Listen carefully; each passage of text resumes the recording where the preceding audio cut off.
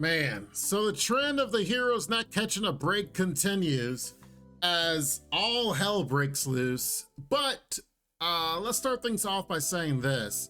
There will not be a episode of My Hero Academia next week due to the Summer Paris Olympics.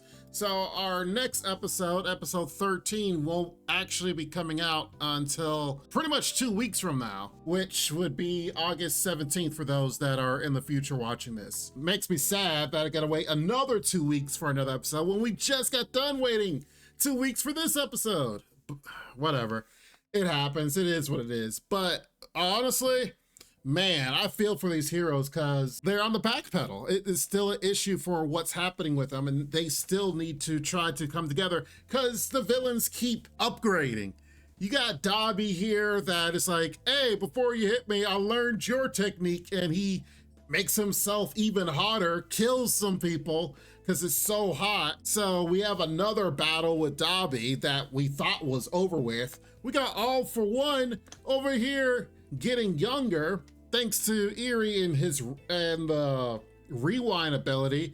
He's actually become his younger self, his actual self, because if you remember, the scars and stuff that he had was all due to his fights with All Might. So now he's back to his youthful vigor. He's a lot quicker, but he can't stop the rewind. So he only has so much time before he rewinds himself back to nothingness. Of course, that makes Hawks realize, oh, I just need to stall for time, which good luck with that, as he's now quicker and can go back to stealing quirks from all sorts of people. So that's gonna be a fight right there. We're not even talking about Shigaraki and the battle that's been going on there, because that keeps getting gritty and crazy as time goes on. So the heroes are spread thin, having issues, and of course we have Deku on his way, trying to get there as quickly as possible, but he's still some distance away, although that changes by the end of the episode. So regardless of all this, great episode. I will have to say and reflect on the fact that I believe My Hero Academia definitely is not what it was in the past. I even know of certain people that are always like, oh, I can't stand My Hero Academia because Deku is so whiny, such a baby, blah, blah, blah.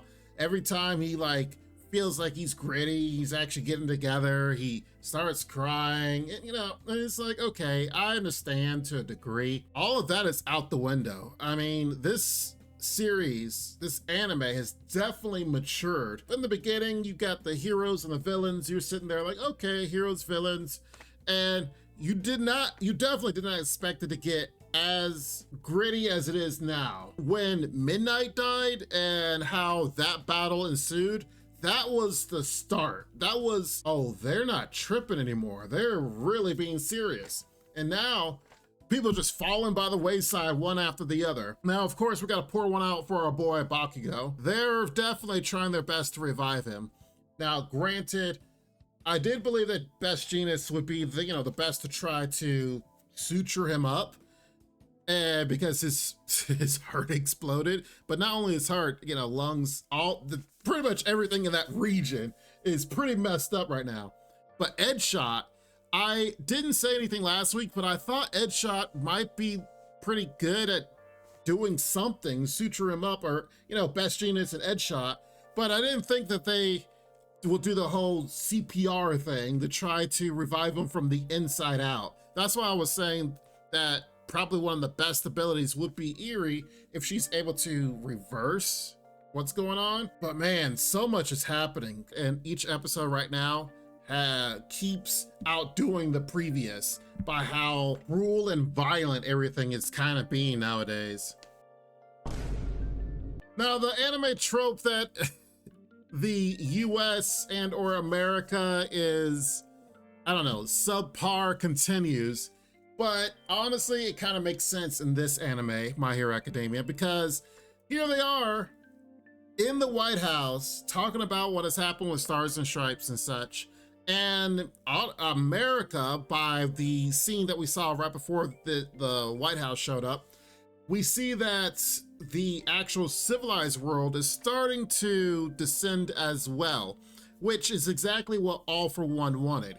He wanted to destabilize the world and change the world because of what is happening. Thus the reason why a lot of civilizations were not sending reinforcements to Japan, because they're like, oh, if we send reinforcements, then we ourselves will not have enough heroes to keep everything stable. Well, it doesn't help that they sent Stars and Stripes and she didn't make it, but it kind of goes into what All for One wanted. And even more so, the president is sitting there like, yeah, you know, most civilizations right now are kind of looking to make Tomura happy. And which is absurd, but they're looking at the fact that, oh, if we appease to him and if we make him happy, then we could have some semblance of a civilization, and you know, the populace will be better off, which is a crazy notion, I will have to say, that they're not even, their best bet was to fight with Stars and Stripes, but she fell, she died. So we don't even know how many heroes America has in total, but the fact that the very best that they had was Stars and Stripes, which, you know, it's as if All Might went to go fight someone in a foreign region and then he died. Overall, I believe this is an absurd idea, but it kind of is trying to relate to how destabilized the world actually is at this point in time. That All for One is winning. He is getting what he wanted, the actual original plan to make everyone unstable, because he is implementing fights and violence everywhere around the world through his agents, and just making it harder for everyone. So, you know, it feels bad that we as viewers are looking at it and saying, no, the fight is truly over here. You guys need to send everyone you can over to this battle, because this is what's going to decide the future of the world. But then the nations are like, well, we got to make sure we cover our own bases first. Which, honestly, if this was real life, I can kind of see that happening, the way that, you know, governments work, but that's another subject for another time. So let's talk about Lemillion's Peachy King. I will have to say this was definitely unexpected. When I saw it, it reminded me of Naruto's reverse harem jutsu when he fought against Kaguya. And, you know, just kind of catching these main villains off guard with a move that is not something that you would expect in the moment. Here we are fighting literally to the death, and then you have someone come up with a move that is funny. You know, as a villain, you're definitely like, wait, what? Because, you know, you're expecting them to come with an attack, a fist, or, you know, something of that nature. And then you see someone's butt come out of the ground. I have to give it for the fact that Lemillion, through his existential crisis, wondering what he could do. Shigaraki is sitting there like, yeah, I'm just gonna ignore you because technically you can't really do anything. You're on your own. You kind of need somebody else to do something, which in this situation makes sense. You saw in the battle, Lemillion was doing all kinds of different things, like hold his hands up to his eyes so then they'll block his vision, as Mirko, the bunny waifu, I should say, unleashes havoc on him. I definitely want to touch on with her. For a favorite waifu by some people, which, you know, you have class, she's taken her own body parts away. Like, she's sacrificing. She already was missing an arm and a leg, and then now she's missing another arm. It's like really just going to how guttural these fights are now being. As I said before, started this anime thinking it's like, oh, cute, here we go, it's shonen anime, Deku getting stronger, blah blah blah, to now like these fights are so intense that we could lose any other character other than Bakugo. It's like, oh man, what in the world's, what's going on? Who's gonna actually die? Who's gonna fall by the wayside? Is things gonna go the way that it should go through the heroes? It just gets intense, which makes it more entertaining and so much better than just a traditional shonen.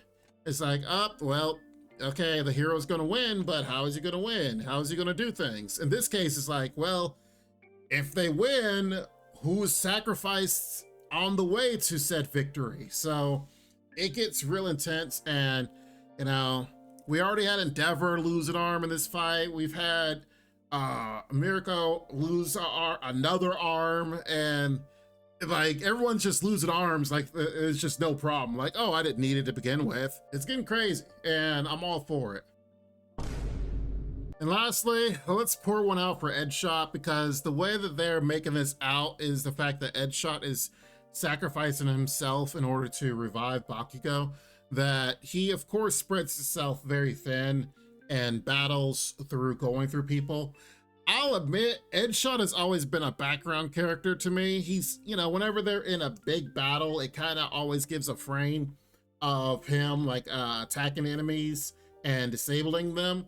So it's like, okay, all right, go Edgeshot. You've done your thing. You're an established hero. But here it's like he's taking center stage, and he's like, I'm going to be the one that is going to revive Bakugo, where he can not only suture things up, but then he's able to pretty much do an internal CPR. But by going so thin and spreading himself so thin, he's essentially getting rid of his own life force. So he is, like I said, the way he was talking, the way they were bringing up memories in the past, which I gotta say, it was funny learning that Best Jeanist has had that neck ever since he was in high school. Like, you know, if you look at the frames, he has his collar and his tie all the way from his mouth down. It's like, okay, Best Jeanist. I thought it was just because, you know, he has, you know, he deals with genes, so his genes covering up. I didn't realize he's had that neck forever, but that's neither here nor there. The fact that Edgeshot is taking this moment to try to revive Bakugo, which, I mean, Bakugo is their best shot. Bakugo was one that figured things out, was able to unlock his sweat glands coming from all over his body and use those as explosions and not just the palms of his hand. If they got Bakugo alive, I mean, out of all of them that's there, he would be the one that does the most damage, which he started to. Even Shigaraki's like, wait, did he do that much damage to me? Why is this stuff starting to hurt now? I like the fact that they gave that moment to represent and show how the heroes as adults are trying to pass on to the youth and pass it on to the next generation, so then they too can make it to the future.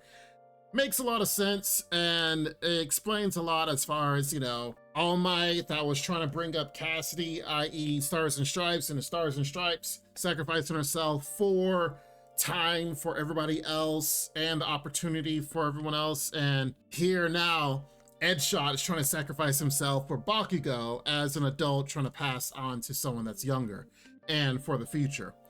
So hopefully this works, and hopefully they're able to revive him. I wonder if they're going to do the whole trope where as Midoriya's fighting with Shigaraki, they don't show Bakugo for a good while for you, so then that way you forget about him, and then all of a sudden Deku is probably like, oh no, I'm about to get hit, this is about to kill me, bam, here comes Bakugo punching, exploding or something like that, and he's back. Happens way too many times in anime, so it wouldn't surprise me if they do something like that in this one. Losing Bakugo at this moment in time was a blow, like mentally. Like, I couldn't believe they take out such an important character like that. But it only ends up being even more sweeter, his revival. Because I think at this point, it's only a matter of time before he gets back up. I don't think he's dead forever. Personally, when he went down, I was like, there ain't no way. There's no way. But hopefully Edgeshot can take care of it, and we actually get the battle that we are wanting through Deku and Bakugo and the final confrontation. So we'll see how it goes. That's just my guess on everything. I don't know for sure.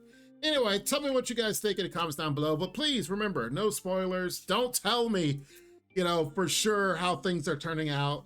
I know that if you haven't heard, by I believe today or tomorrow, the very last issue of My Hero Academia comes out as far as a manga form.